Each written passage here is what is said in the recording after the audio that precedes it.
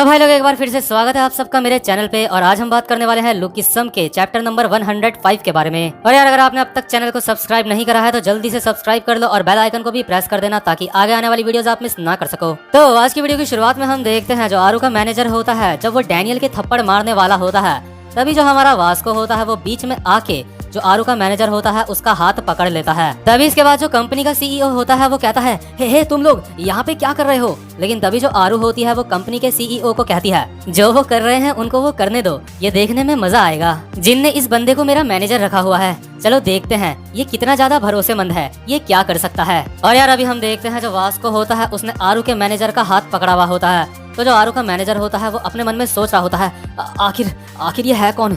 ये बंदा सच में बहुत ही ज्यादा स्ट्रांग है, मैंने इसके जितना स्ट्रांग बंदा पहले नहीं देखा। आखिर ये साला है कौन। इसके बाद जो हमारा डैनियल होता है वो वास्को को कहता है हे वास्को ऐसा मत करो। इसके बाद वास्को कहता है लेकिन ये इंसान अभी तुम्हें मारने वाला था। इसके बाद जो हमारा डैनियल होता है वो कहता है अरे नहीं, ये इंसान यहाँ पे एक टीचर की जैसा है। लेकिन डैनियल अपने मन में सोच रहा होता है नफरत तो इससे मैं भी करता हूँ। और यार जैसे ही वास्को सुनता है कि ये इंसान एक टीचर के जैसा है, वास्को इसका हाथ छोड़ देता है और कहता है मैं माफी चाहता हूँ, प्लीज आप डैनियल का यहाँ पे अच्छे से ध्यान रखना। और इसके बाद जो आरू का मैनेजर होता है अपने मन में सोच रहा होता है ये साला मुझे बहुत ज्यादा भोला लग रहा है। इसके बाद जो आरू का मैनेजर होता है वो डैनियल को कहता है क्या ये पागल तुम्हारा दोस्त है, तुम यहाँ पे किसी को भी यहाँ पे लेके आ जाते हो। इसके बाद जो डैनियल होता है अपने मन में सोच रहा होता है मुझे ड्यूक की तरह बिल्कुल अपने ऊपर काबू रखना चाहिए जैसे बिल्कुल ड्यूक रखता है। अब तक ड्यूक ने भी काफी कुछ सहा है लेकिन उसने कुछ भी नहीं कहा, मुझे ड्यूक की ही तरह बिल्कुल शांत रहना चाहिए। इसके बाद जो आरू का मैनेजर होता है वो ड्यूक का कान पकड़ के, जिस कान में पहले से ही चोट लगी हुई होती है,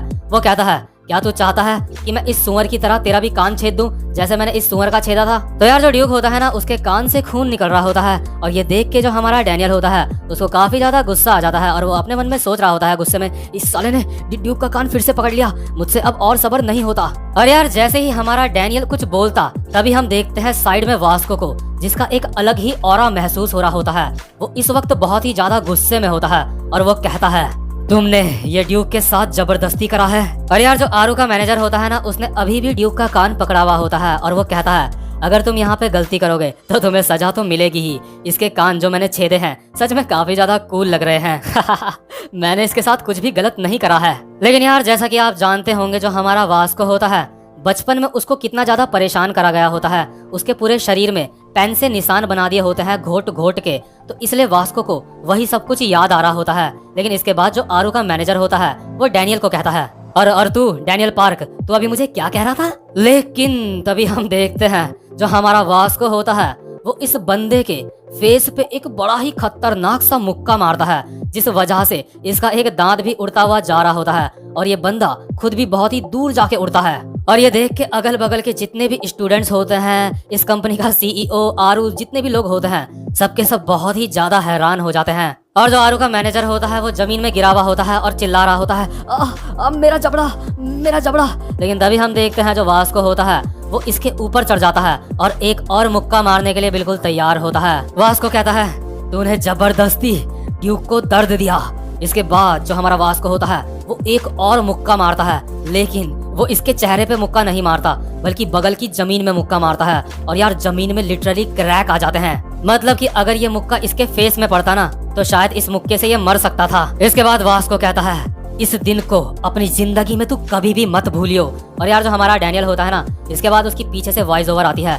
उस वक्त जो वास्को की पुरानी यादें होती हैं वो उसको याद आ जाती है सारी और वो बहुत ज्यादा गुस्सा हो जाता है। लेकिन इसके बाद जो आरू होती है वो ये सब देख के काफी ज्यादा डर जाती है और वो चिल्लाती है तुम पागल कहीं के, तो क्या तुम कोई गैंगस्टर हो। पुलिस कोई जल्दी से पुलिस को बुलाओ, इसकी रिपोर्ट करो कोई जल्दी से। इसके बाद जो इस कंपनी का सीईओ होता है वो अपने मन में सोच रहा होता है अभी तो इसने कहा था जो ये कर रहे हैं इनको करने दूं, ये बिल्कुल अपना कंट्रोल खो चुकी है पूरी तरह से। और ये गैंगस्टर किसको कह रही है, क्योंकि यार इस सीईओ की नजर में ये दोनों ही गैंगस्टर होते हैं। तो यार जो इस कंपनी का सीईओ होता है वो यहाँ पे पुलिस को आने से रोक लेता है, तो इसका मतलब यहाँ पे अभी किसी ने भी रिपोर्ट नहीं करी होती है। इसके बाद जो वास्को होता है वो डैनियल को कहता है हे डैनियल ये लड़की कौन है, क्या ये किसी डिपार्टमेंट की मैनेजर है यहाँ पे? और यार आरू के लिए ना ये बात एक बेइज्जती होती है कि उसको वास्को नहीं जानता। इसके बाद आरू वास्को को कहती है, हे पागल, क्या तुम मुझे नहीं जानते? इसके बाद वास्को कहता है, मैंने तुम्हारे बारे में पहले कभी सुना नहीं। तो यार इसके बाद सीन शिफ्ट होता है और हम देखते हैं एक्टिंग डिपार्टमेंट के जितने भी बड़े लोग होते हैं उनकी आपस में मीटिंग हो रही होती है। तो इनमें से जो एक बंदा होता है जिसने ये मीटिंग रखी होती है वो कहता है, मैं जानता हूँ तुम सबके सब काफी ज्यादा बिजी हो, तो इसलिए तुम्हारा यहाँ पे आने के लिए बहुत बहुत शुक्रिया। और यार जो इनका एक्टिंग डिपार्टमेंट होता है ना उसको काफी ज्यादा सक्सेस मिल रही होती है, तो इसलिए ये सारे के सारे यहाँ पे जश्न मना रहे होते हैं। लेकिन तभी हम देखते हैं जो आरू होती है वो साइड में बैठी होती है और वो बिल्कुल भी ज्यादा खुश नहीं लग रही होती है। तो यहाँ पे जो एक बंदा होता है वो आरू को कहता है, हे आरू, तुम बिल्कुल भी खुश नजर नहीं आ रही हो, क्या कोई दिक्कत वाली बात है? इसके बाद आरू कहती है, नहीं कुछ भी नहीं। और ये सारे बंदे आपस में बात कर रहे होते हैं क्योंकि हमारी लीड रोल आरू है, तो जो हम मूवी बना रहे हैं वो बिल्कुल ब्लॉकबस्टर जाएगी। आरू हर दिन के साथ साथ और ज्यादा सुंदर हो रही है। हे आरू, क्या तुम कोई स्किन ट्रीटमेंट ले रही हो? और जो आरू होती है अपने मन में सोच रही होती है, जितने भी डायरेक्टर्स हैं, जितने भी एक्टर्स हैं, बड़ी बड़ी कंपनियां, बड़े बड़े इन्वेस्टर्स, वो सब के सब मुझे अपने साथ मिलाना चाहते हैं। मैं इस वक्त कामयाबी की ऊंचाइयों पर हूँ, ये मेरा असली अस्तित्व है। मैं अब वो लड़की नहीं रही जो किसी टाइम पे डरी डरी रहती थी। लेकिन फिर भी ये बंदा मेरी तरफ क्यों नहीं देख रहा है? और हम देखते हैं आरू के बगल में ही हमारा डीजी बैठा होता है और यार उसको बिल्कुल भी परवाह नहीं होती कि उसके बगल में कौन बैठा है। वो आरू की तरफ ना बिल्कुल भी नहीं देख रहा होता है। जो आरू होती है अपने मन में सोच रही होती है, तुम मेरी तरफ इसलिए नहीं देख रहे हो क्योंकि तुम बहुत ज्यादा फेमस हो, लेकिन आखिरकार तुम भी एक मर्द ही हो। इसके बाद जो आरू होती है वो डीजी को कहती है, हे डीजी, मेरे पास तुम्हारा मोबाइल नंबर नहीं है तो कैसा रहेगा कि। लेकिन यार जो हमारा डीजी होता है ना वो एक सिग्मा मेल है। वो कहता है, सर मुझे यहाँ पे बिल्कुल भी अच्छा नहीं लग रहा है, मुझे नहीं पता था कि आप मुझे यहाँ बुलाओगे। मैंने आपसे पहले ही कहा था आपकी जो ये वाली मूवी है मैं इसका हिस्सा नहीं बनूंगा। और यार ये बात कह के ना आरू की तो बहुत ही बुरी वाली बेइज्जती हो जाती है क्योंकि आरू को हमारे डीजी ने पूरी तरह से इग्नोर मार दिया होता है। इसके बाद जो इस कंपनी का सीईओ होता है वो डीजी को कहता है, हे प्लीज प्लीज मुझे बचा लो, डायरेक्टर कह रहा है कि तुम कम से कम कैमरे के सामने थोड़ा सा तो आ जाओ। लेकिन इसके बाद जो हमारा डीजी होता है वो कहता है, तो अब मैं यहाँ से चलता हूँ, मुझे जरा किसी से मिलने जाना है। इसके बाद जो इस कंपनी का मैनेजर होता है वो कहता है, हे प्लीज तो थोड़ी देर और रुक जाओ। इसके बाद एक और बंदा कहता है सिगरेट पीते पीते, डीजी क्या तुम जा रहे हो? इसके बाद डीजी कहता है, हाँ इस इलाके में मेरा एक दोस्त रहता है, मुझे उससे मिलने जाना है। लेकिन तभी ये दूसरा बंदा कहता है, हे लेकिन हम अभी अभी यहाँ पे मिले हैं और तुम अभी यहाँ से जा रहे हो, क्या तुम्हें सच में किसी से मिलने जाना है? अगर तुम्हें किसी से मिलने जाना ही है तो उस इंसान को यहीं बुला लो ना तुम, मुझे तुमसे कुछ बातें हैं जो करनी है यहाँ पे अभी। इसके बाद तभी आरू स्माइल करते हुए कहती है, हाँ बिल्कुल, तुम कहाँ जा रहे हो? तुम अपने दोस्त को यहीं बुला लो, यहाँ पे इस बात से किसी को भी कोई प्रॉब्लम नहीं होगी। और तभी जो बगल में एक और बंदा होता है वो कहता है, अरे नहीं हमें कोई भी प्रॉब्लम नहीं है। लेकिन वो बंदा अपने मन में सोच रहा होता है, ये जरूर यहाँ पे किसी मामूली से इंसान को बुला रहा होगा। और ये लोग ऐसा इसलिए सोच रहे होते हैं क्योंकि यार ये जो लोग यहाँ पे सारे बैठे होते हैं ना सबके सब काफी बड़े लोग होते हैं, काफी अमीर लोग होते हैं। और जो आरू होती है अपने मन में सोच रही होती है, आखिर ये कहाँ जा रहा है, मैं इससे यहाँ पे अभी फ्लर्ट करने वाली थी। तो इसके बाद जो हमारा डीजी होता है जिससे वो मिलने जा रहा होता है उसको कॉल करके कहता है, सॉरी लेकिन क्या तुम यहाँ पे आ सकते हो? इसके बाद वो इंसान कहता है, ओके ठीक है। और जो बंदा यहाँ पे सिगरेट पी रहा होता है अपने मन में सोच रहा होता है, अच्छा तो सच में इसको किसी से मिलने जाना था, ये बंदा सच में काफी ज्यादा घमंडी है। तो यार इसके कुछ देर बाद ही यहाँ पे वो इंसान पहुंच जाता है जिसको डीजी ने कॉल करा होता है और वो कोई और नहीं बल्कि सुंदर वाली क्रिस्टल होती है। और यार क्रिस्टल को देख के ना सारे के सारे लोग यहाँ पे बहुत ज्यादा हैरान हो जाते हैं और जो बंदा सिगरेट पी रहा होता है ना उसके मुंह से सिगरेट ही छूट जाती है। इसके बाद क्रिस्टल इनको कहती है हेलो, और ये बंदे हैरान होके क्रिस्टल को कहते हैं हेलो आप यहाँ पे बैठ जाओ।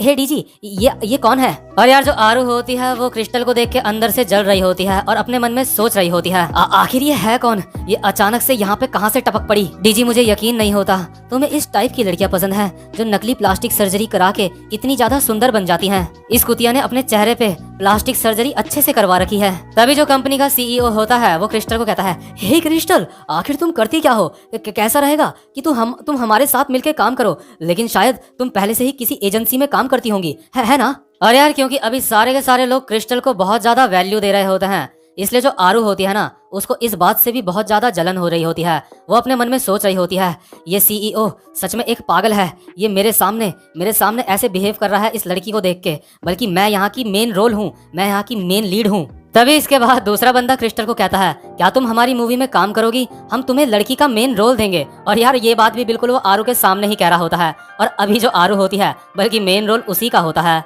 तो सारे के सारे लोग क्रिस्टल को बहुत ज्यादा वैल्यू दे रहे होते हैं। इसलिए जो आरू होती है अभी अपने मन में सोच रही होती है, ये सारे के सारे मर्द पागल है, इनके दिमाग में भूसा भरा हुआ है। ये लड़की बस एक मामूली सी लड़की है और मैं एक सक्सेसफुल सेलिब्रिटी हूँ, मैं इससे एक अलग ही लेवल पे हूँ। कुतिया कहीं की, तुम मुझसे खुद को कभी भी कंपेयर नहीं कर सकती। इसके बाद जो डीजी होता है वो कहता है, नहीं ये हमारी फिल्म में काम नहीं कर सकती सर, ये काफी ज्यादा बिजी रहती है, ये अपना फैमिली बिजनेस सीख रही है अभी। कंपनी का सीईओ कहता है, क्या फैमिली बिजनेस? इसके बाद डीजी कहता है, हाँ इसके फादर एचएनएच ग्रुप के मालिक हैं। और यार एचएनएच ग्रुप का नाम सुन के ना यहाँ पे सब लोग बहुत ही ज्यादा हैरान हो जाते हैं, क्योंकि एचएनएच ग्रुप कोई एक मामूली कंपनी नहीं होती। अकेली एचएनएच ग्रुप के अंदर ही कई सारी कंपनियां काम करती होती हैं और ये कंपनी बहुत ही ज्यादा बड़ी होती है। यहाँ तक कि यार ये जो एचएनएच ग्रुप होता है ना और ये जो पीटीजे कंपनी होती है, पीटीजे कंपनी में भी एचएनएच ग्रुप का कुछ शेयर होता है, यानी कि कुछ हिस्सा एचएनएच ग्रुप का भी होता है पीटीजे कंपनी का। आसान शब्दों में कहूँ तो पीटीजे तो एचएनएच के सामने कुछ भी नहीं होती। तो यहाँ पे जितने भी बंदे होते हैं वो हैरान होकर कह रहे होते हैं, क्या एचएनएच ग्रुप, क्या तुम सच कह रहे हो? तो तुमसे मिलके बहुत अच्छा लगा। और यार अभी आरू को देख के तो ऐसा लग रहा होता है जैसे उसके पैरों के नीचे से जमीन निकल चुकी है। उसको अभी बिल्कुल ऐसा महसूस हो रहा होता है जैसे जब कोई जैसे माउंटेनर होता है ना, जब वो पहाड़ चढ़ता है, बहुत ही मुश्किल से वो पहाड़ की चोटी में पहुंचता है और पहाड़ के ऊपर चढ़ने से पहले तक उसको ऐसा लग रहा होता है कि वो दुनिया के सबसे ऊंची चोटी पे चढ़ रहा है। लेकिन जैसे ही वो उस चोटी पे चढ़ता है, वो देखता है जिस पहाड़ पे वो चढ़ा है वो तो बहुत ही छोटा है, बल्कि उससे बड़े बड़े पहाड़ बहुत सारे हैं अगल बगल। मतलब कि यार जो आरू होती है ना, उसको यहाँ पे उसकी औकात पता चल जाती है। जो वो खुद को सोच रही होती है ना कि वो बहुत बड़ी सेलिब्रिटी है, असल में यार वो क्रिस्टल के सामने कुछ भी नहीं होती। तो यार इसलिए जो आरू होती है ना, वो अपने घर पहुँच के बहुत ज्यादा रो रही होती है और वो रोते रोते कॉल करती है जिन पार्क को, जो एक गैंगस्टर होता है। इसके बाद जिन पार्क कहता है, आरू तुम रो क्यों रही हो, आखिर बात क्या है? आरू रोते रोते कहती है, मुझे नहीं पता, मुझे बस इस सबसे नफरत है, यहाँ के ऑफिस से, इस बॉस से मुझे सबसे नफरत है यहाँ पे। डार्लिंग मैं वो करने के लिए तैयार हूँ जो तुमने मुझे कहा था, मैं और ज्यादा ऊंचाइयों में पहुँचना चाहती हूँ। आरू होती है वो पीटीजे कंपनी के सीईओ के पास जाती है और उसको कहती है कि मुझे एक घर खरीदना है, इसलिए मुझे 1 मिलियन रुपए चाहिए, यानी कि $1 मिलियन चाहिए। इसके बाद जो सीईओ होता है वो कहता है, क्या 1 मिलियन? लेकिन हमने तुम्हें पहले से एक घर रहने के लिए दे रखा है। इसके बाद जो आरू होती है वो कहती है, अच्छा तो तुम मुझे पैसे नहीं दोगे? देखो मैं फ्यूचर में वैसे भी उतने पैसे कमा लूंगी, तो तुम मेरे साथ एड शूट करके वो पैसे कमा सकते हो। अगर तुम मुझे अभी पैसे देते हो तो मैं तुम्हारी कंपनी के साथ अपना कॉन्ट्रैक्ट इंक्रीज कर दूंगी और तुम्हें भी पता है $1 मिलियन मैं फ्यूचर में आराम से कमा लूंगी। अगर तुम मुझे एडवांस में $1 मिलियन दे देते हो तो इससे तुम्हारी कंपनी को ही फायदा है, क्योंकि मैं तुम्हारी कंपनी के लिए कई सारे एड शूट करूंगी उसके बदले में। तो यार इसके बाद जो पीटीजे कंपनी का सीईओ होता है वो आरू को $1 मिलियन दे देता है। इसके बाद जो आरू होती है वो उस जगह पे पहुंचती है जहां पे वो अब अपनी एक नई कंपनी खोल रही होती है। हम देखते हैं जहां पे आरू की कंपनी का काम चल रहा होता है, वहां पे जिन पार्क पहले से मौजूद होता है। इसके बाद जो आरू होती है वो कहती है, हे बेब सब कैसा चल रहा है? इसके बाद जिन कहता है, ओह तुम आ गई, आओ यहाँ पे बैठ जाओ। इसके बाद जो जिन होता है वो आरू को एक चेयर देता है स्पेशल सी बैठने के लिए, जो जर्मनी से मंगाई होती है स्पेशली। इसके बाद जिन पूछता है, तो ये कैसी है? इसके बाद आरू वही लड़कियों वाला ड्रामा करती है, ओह ये बहुत स्वीट है। जिन कहता है, इस चेयर के ऊपर तुम काफी ज्यादा अच्छी लग रही हो। इसके बाद आरू कहती है, तुम्हारा बहुत बहुत शुक्रिया बेब्स। और यार जो आरू होती है ना, वो इस कंपनी की मालिक होती है, यानी सीईओ होती है। इस कंपनी का नाम भी आरू एंटरटेनमेंट होता है। इस कंपनी में आरू के शेयर्स 100% होते हैं। इसके बाद आरू कहती है, हमारी इस नई कंपनी के बारे में हम जल्दी ही न्यूज में भी अनाउंस कर देंगे। डियर तुम्हारा बहुत बहुत शुक्रिया, ये सब कुछ तुम्हारी वजह से हुआ है। इसके बाद जिन कहता है, तुम्हें पता है हमारे पास एक बहुत ही अच्छा काम आया है करने के लिए। इसके बाद आरू कहती है, क्या सच में? तो यार इसके बाद हमें कुछ समय पहले का सीन दिखाते हैं, जिस वक्त जो जिन होता है उसे आरू से मिले हुए 6 महीने हो चुके होते हैं। जिन दारू पीते पीते आरू को कहता है, आरू वो कंपनी छोड़ दो और हम दोनों अपनी एक नई कंपनी शुरू करते हैं। तुम वहाँ पे जितना कमाती हो उसका 70% तो वही रख लेते हैं। ये क्या पैसों की बर्बादी है। इसके बाद आरू कहती है, हाँ लेकिन मेरा टाइम अभी वहाँ बाकी है कॉन्ट्रैक्ट के हिसाब से। इसके बाद जिन कहता है, तुम इस बात की चिंता मत करो, मैं तुम्हें लीगली उस कंपनी से बाहर निकाल दूंगा। उसके बाद $1 मिलियन तुम मिलाना और एक मैं, और हम दोनों अपनी एक नई कंपनी खोलेंगे और उसके सारे के सारे शेयर्स तुम अपने पास रख लेना। इसके बाद जो आरू होती है वो कहती है कि क्या सच में तुम सारे के सारे शेयर्स मुझे दे दोगे? इसके बाद जो जिन होता है वो कहता है, मैं तुम्हारा भरोसा जीतना चाहता था, लेकिन मैं अब तुम्हारे ऊपर पूरा भरोसा करता हूँ, तो इसलिए मैं सारे के सारे शेयर्स तुम्हें दे दूंगा। और यार इसके बाद जो आरू हरामी होती है अपने मन में सोच रही होती है, यस मेरा तो जैकपॉट लग गया। इसके बाद जो आरू होती है वो कहती है, लेकिन मेरे पास अभी $1 मिलियन नहीं है। इसके बाद जिन उसको एक सुझाव देता है। जिन कहता है तुम अपने पीडीजे कंपनी के बॉस से $1 मिलियन मांग लो और कहो कि बदले में तुम उस कंपनी में लंबे समय तक काम करोगी। इसके बाद आरू कहती है लेकिन अगर मैंने ऐसा करा तो मुझे उस कंपनी में और ज्यादा लंबे समय तक रहना पड़ेगा। इसके बाद जिन कहता है अगर तुमने एक बार अपनी कंपनी खोल दी तो बहुत सारे इन्वेस्टर्स तुम्हारी कंपनी में पैसे लगाने के लिए तैयार हो जाएंगे। तुम्हारे पास पैसा ही पैसा होगा और तुम्हारे पास इतना सारा पैसा होगा कि तुम उस कंपनी को पीटीजे को आराम से छोड़ सकोगी। जो भी फाइन वगैरह तुम्हें पड़ेगा तुम उसको आराम से भर दोगी। ये बहुत ही सिंपल है। लेकिन यार जिस समय जिन ने आरू को ये बात कही होती है ना, उस समय उसके अंदर इतनी हिम्मत नहीं होती कि वो इतना बड़ा कदम उठा ले। लेकिन अभी जब वो क्रिस्टल से मिली होती है ना और उसकी बहुत ही बुरी वाली बेइज्जती हुई होती है तो गुस्से में अब उस पे हिम्मत आ जाती है इतना बड़ा फैसला उठाने की। आरू अपने मन में सोच रही होती है ये दुनिया बहुत ही ज्यादा बेकार है। मुझे ये बात रियलाइज हो चुकी है कि अभी भी मैं बहुत ही नीचे हूँ। मैं अभी ज्यादा सक्सेसफुल नहीं हुई हूँ। मैंने कामयाबियों की ऊंचाइयों तक पहुँचने के लिए अपने प्यार को, अपने दोस्तों को, सबको धोखा दिया। इसलिए अब मैं पीछे नहीं हट सकती। मुझे और ज्यादा ऊंचाइयों में जाना पड़ेगा। मुझे और ज्यादा सक्सेसफुल बनना होगा। और यार इसी के बाद जो आरू होती है उसने जिन को रोते रोते कॉल करा होता है और कहा होता है अब हम अपनी कंपनी खोलेंगे जैसा कि तुमने मुझे पहले कहा था। इसके बाद हम देखते हैं पीडीजे कंपनी में बातें चल रही होती हैं। लोग आपस में बात कर रहे होते हैं। हे तुमने ये देखा जो आरू है उसने अपनी एक नई कंपनी खोल ली है। दूसरा बंदा कहता है क्या उसको कंपनी से निकाल दिया गया है? जिसके साथ आरू ने नई कंपनी खोली है वो तो हमारे बॉस का एक दोस्त है ना? तो यार जैसे ही आरू ने अपनी नई कंपनी खोली होती है ना तो आरू की कंपनी धीरे धीरे काफी ज्यादा फेमस होने लगती है। और जैसे जैसे आरू की कंपनी और ज्यादा फेमस हो रही होती है वैसे वैसे पीडीजे कंपनी की इमेज डाउन हो रही होती है। मतलब कि आरू के नए कंपनी खोलने की वजह से पीडीजे कंपनी को नुकसान हो रहा होता है। और पीडीजे का कंपनी का सीईओ अभी ये बात कर रहा होता है अपने कुछ साथियों के साथ कि अब क्या फैसला लिया जाए। इसके बाद सीन शिफ्ट होता है और हम देखते हैं क्लास सी के बंदों को।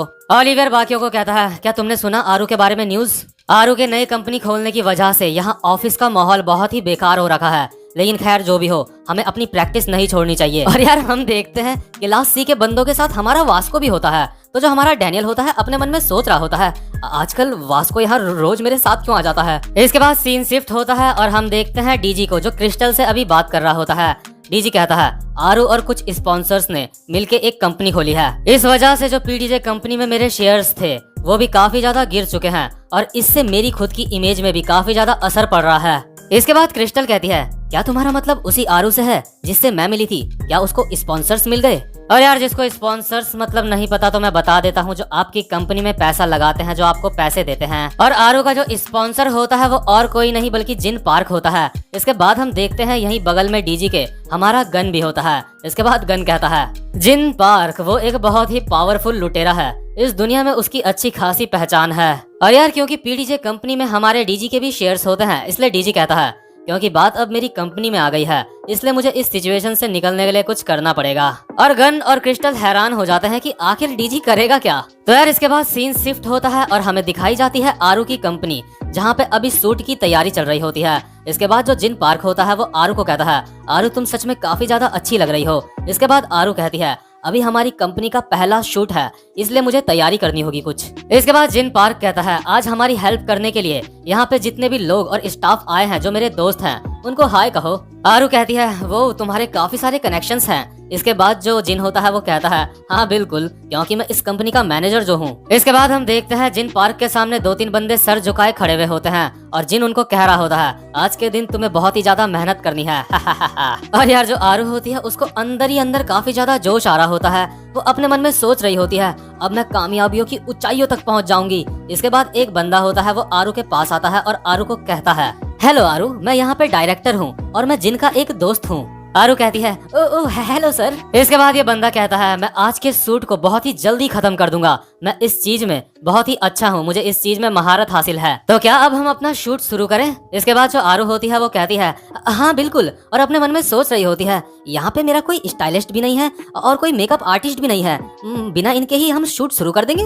और यार आरू अभी हैरान होकर अपने मन में ये भी सोच रही होती है कि आज का जो सेट है वो काफी ज्यादा सस्ता लग रहा है और इन्होंने मुझे बताया भी नहीं कि ये जो सूट है वो किस तरह का होगा। क्या इन्होंने मेरे पैसे इस कंपनी के जो बाकी के प्रोडक्शन है उसके ऊपर लगा दिए हैं? खैर जो भी हो मुझे तो पैसों से मतलब है, मुझे बस पैसे मिलने चाहिए। इसके बाद जो डायरेक्टर होता है वो कहता है तो चलो शुरू करते हैं आज का नंगा नाच। इसके बाद आरू हैरान होके कहती है क्या नंगा नंगा नाच, व्हाट द फक। और यार आपको बता दो, ये जो नंगा नाच है ना, असल में ये है न्यूड शूट, लेकिन मैं इसको नंगा नाच ही कहूंगा। इसके बाद जो आरू होती है वो जिन को कहती है, हे बेब, ये क्या कह रहा है? ये कह रहा है कि हमें नंगा नाच शुरू करना है, क्या ये सही कह रहा है? इसके बाद जो जिन होता है वो कहता है, हाँ बिल्कुल, ये हमारे काम का एक हिस्सा है, इससे हम मिलियंस में डॉलर कमाएंगे। और यार जो जिन होता है ना, वो बाहर जाने के दरवाजे को लॉक कर देता है। इसके बाद जो आरू होती है वो हैरान होके कहती है, हे ये सच में मजाक है ना? तुमने कहीं कैमरे छुपा रखे हैं ना? मुझे ऐसी एक्टिंग करनी है जैसे मुझे कुछ भी नहीं पता है ना? ये सब कुछ मजाक चल रहा है ना? इसके बाद जो जिन पार्क होता है वो कहता है, क्या हिडन कैमरास? तुझे लग रहा है ये मजाक चल रहा है, कुतिया कहीं की? तू कमीनी कहीं की, तुझे मेरे पैसे उड़ाने में बहुत ज्यादा मजा आता है। क्या तुझे ऐसा लगता है कि मुझे नहीं पता? तू और लड़कों पे भी लाइन मारती रहती है। और जो आरू होती है वो कहती है, डार्लिंग, नहीं ऐसा नहीं है। तो तुमने ये कहाँ सुना? ये बिल्कुल भी सच नहीं है। लेकिन तभी यार इसके बाद पीछे से आरू का मैनेजर आता है और वो आरू को पकड़ लेता है और कहता है, चुप हो जा कुतिया, तुझे क्या लगता है बॉस ने मुझे तेरा मैनेजर क्यों बनाया है? मुझे उन्होंने तेरा मैनेजर इसलिए बनाया है ताकि मैं तेरे ऊपर नजर रख सकूं। तेरे लिए काम करते वक्त मुझे अपना ये जबड़ा भी तुड़वाना पड़ा था। और यार जो आरू का मैनेजर होता है उसने अभी आरू को बहुत ही कस के पकड़ा हुआ होता है और आरू ऐसे कर रही होती है, कोई इसको रिपोर्ट करो। और यार यहाँ पे जितने भी स्टाफ के मेंबर होते हैं ना, वो सब भी जिन पार्क के साथ मिले हुए होते हैं। और जो आरू होती है अपने मन में सोच रही होती है, ये सबके सब मिले हुए हैं। इसके बाद जो आरू होती है वो गुस्से में कहती है, तो तुम्हें लगता है मैं ये सब कुछ बर्दाश्त कर लूंगी? ये एक क्राइम है, गैंगस्टर कहीं के। इसके बाद यहाँ पे पीडीजे कंपनी का मालिक आता है और वो कहता है, क्राइम? तुम्हें रूल एंड रेगुलेशंस की इतनी ज्यादा परवाह है? अगर ऐसी बात है तो कॉन्ट्रैक्ट के मुताबिक जो तुमने मुझसे $1 मिलियन लिए हैं वो मुझे वापस कर दो। तुझे अभी भी लगता है मैं कोई मामूली इंसान हूँ? तुझे लगता है मैं कोई बेवकूफ हूँ? जिन और मैं दोनों सगे भाई हैं और अब तो तेरी वाट लगने वाली है। और यार जो आरू होती है ना, अभी बहुत ही ज्यादा सदमे में होती है। वो कह रही होती है, तो तुम दोनों आपस में मिले हुए हो? और यार असल में जो पीडीजे कंपनी का मालिक होता है और जिन पार्क होता है ना, उन्होंने ये प्लान इसलिए बनाया होता है क्योंकि जो आरू होती है ना, वो इनके हाथ से निकले जा रही होती है। आरू जिन पार्क के साथ भी लॉयल नहीं रहती। आरू सोचती है कि वो जिन पार्क का यूज कर लेगी आराम से, लेकिन यार जो जिन होता है ना, उसको सब कुछ पता होता है कि आरू क्या कर रही है। इसके बाद जो पीडीजे कंपनी का मालिक होता है वो कहता है, कॉन्ट्रैक्ट के हिसाब से मैंने तुझे $1 मिलियन दे रखे हैं और मैंने जो तुझे $1 मिलियन दे रखे हैं उसमें से तू एक सिक्का भी नहीं ले पाएगी। इसके बाद जो आरू होती है वो जिन पार्क को कहती है, लेकिन इस कंपनी में $1 मिलियन तुमने भी इन्वेस्ट करे हैं। और यार जो जिन पार्क होता है ना, उसने $1 मिलियन इस कंपनी में इन्वेस्ट तो करे होते हैं, लेकिन यहाँ पे मजेदार बात ये होती है कि ये जो पूरी की पूरी कंपनी होती है ना, ये आरू के नाम पे होती है। और अभी जो ये आरू का न्यूड शूट कर रहे हैं, अगर आरू इसको कैंसिल कर देती है तो आरू को फाइन के तौर पे $2 मिलियन देने पड़ेंगे। जिन पार्क आरू को कहता है, तुझे क्या लगता है मैंने तुझे इस कंपनी का सीईओ क्यों बनाया? इसका कोई रीजन तो होगा ही। और यार इस वक्त जो आरू होती है उसके सामने दो सिचुएशंस होती हैं, या फिर वो ये न्यूड शूट करवा ले और $1 मिलियन भी वापस कर दे, या फिर वो न्यूड शूट कैंसिल करवा दे और फाइन के तौर पर $2 मिलियन इनको दे। और जो आरू होती है अभी वो अपने मन में सोच रही होती है, मैं यहाँ पे पूरी तरह से फंस चुकी हूँ। लेकिन यार जो आरू है अभी तो उसकी सिचुएशन और ज्यादा खराब होनी बाकी है, क्योंकि जो आरू है अगर उसने ये न्यूड शूट नहीं कराया तो उसको $2 मिलियन तो देने ही पड़ेंगे पीडीजे कंपनी के मालिक को। और ऊपर से पीडीजे कंपनी के साथ जो उसका कॉन्ट्रैक्ट था वहाँ पे लंबे समय तक रहने का, वो वहाँ पे और ज्यादा फंस जाएगी और लंबे समय तक वो जो पीडीजे कंपनी का मालिक है उसके अंडर में काम करेगी। तो यार जो आरू होती है, क्योंकि वो ऐसी सिचुएशन में फंस चुकी होती है, तो वो बिल्कुल हैरान हो चुकी होती है और वो हिल भी नहीं रही होती अपनी जगह से। इसके बाद जो जिन पार्क होता है वो कहता है, हे ये अपनी जगह से हिल नहीं रही है, क्या तुम्हें मेरी मदद चाहिए? इसके बाद जो जिन पार्क होता है वो आरू के मैनेजर को कहता है, ओए तू। आरू का मैनेजर कहता है, जी सर। और इसके बाद जो आरू का मैनेजर और जो पीडीजे कंपनी का मालिक होता है वो आरू की तरफ अपना हाथ बढ़ा रहे होते हैं उसको नंगा नाच करवाने के लिए। और यार यहाँ पे आरू की सिचुएशन अभी ये होती है, जो ये लोग होते हैं ना, वो अब आरू को नंगा नाच करवाएंगे अपने हाथों से, और आरू कुछ उनको कह भी नहीं सकती, क्योंकि यार मतलब जो इनका कॉन्ट्रैक्ट है ना, उसके हिसाब से आरू को नंगा नाच तो करवाना ही होगा, क्योंकि कॉन्ट्रैक्ट में ही यही लिखा हुआ है, यानी कि न्यूड शूट। तो इस समय आरू की इज्जत को भी खतरा आ चुका होता है। तो गाइज आई होप आपको आज की वीडियो भी पसंद आई हो, और इस वीडियो का नेक्स्ट पार्ट मैं कवर करूंगा अपनी अगली वीडियो में। तो यार अगर आपने चैनल को सब्सक्राइब नहीं करा है तो जल्दी से इसको सब्सक्राइब कर लो और बेल आइकन को भी प्रेस कर देना, ताकि आगे आने वाली वीडियोस आप मिस ना कर सको। तो भाई लोग अब मैं आपसे मिलूंगा अपनी नेक्स्ट वीडियो में, तब तक के लिए गुड बाय।